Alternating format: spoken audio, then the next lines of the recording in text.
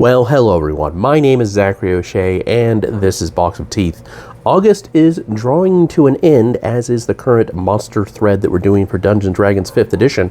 Let's cover one of the last monsters right now.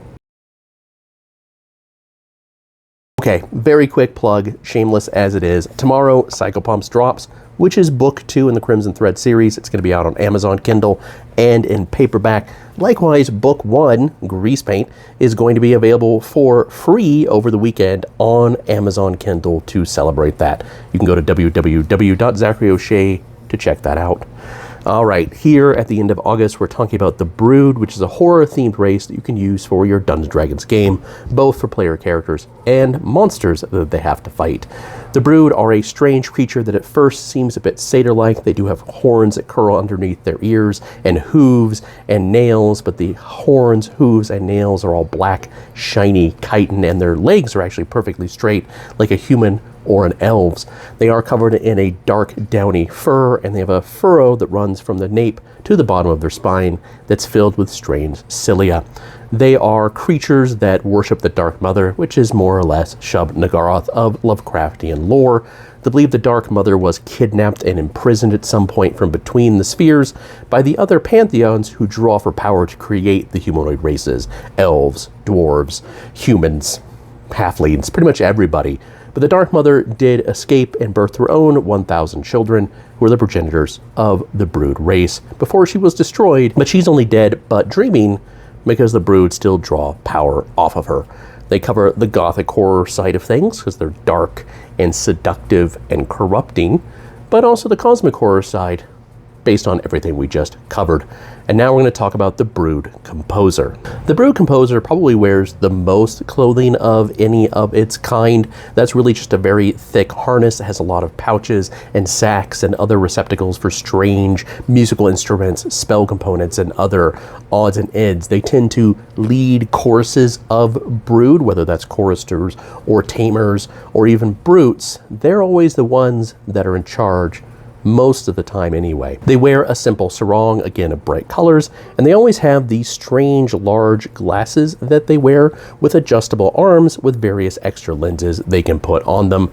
They're also always accompanied by several strange resonating crystals that take the shape of alien formations and constellations that no one's really familiar with, that they use to deflect attacks, help augment their spells, and command their lessers.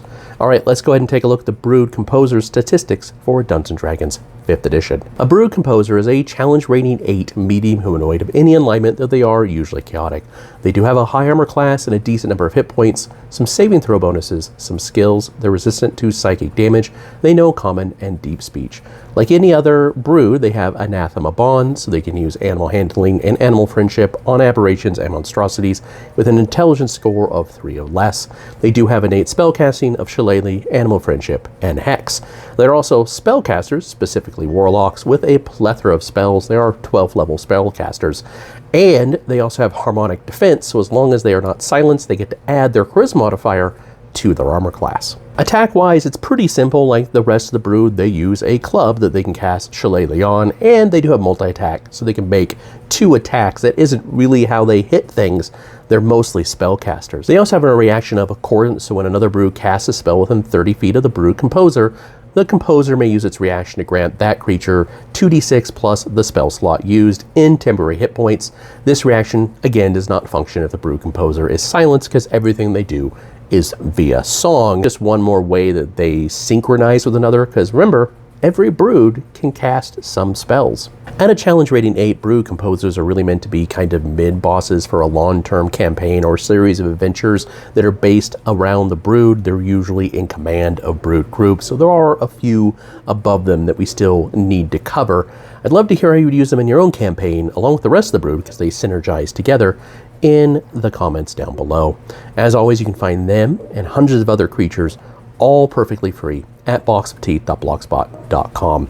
As a reminder, tomorrow, book 2 in the Crimson Thread series drops, Psychopomps. But likewise, book 1, Greasepaint, will be free ebook-wise on Amazon Kindle for the weekend.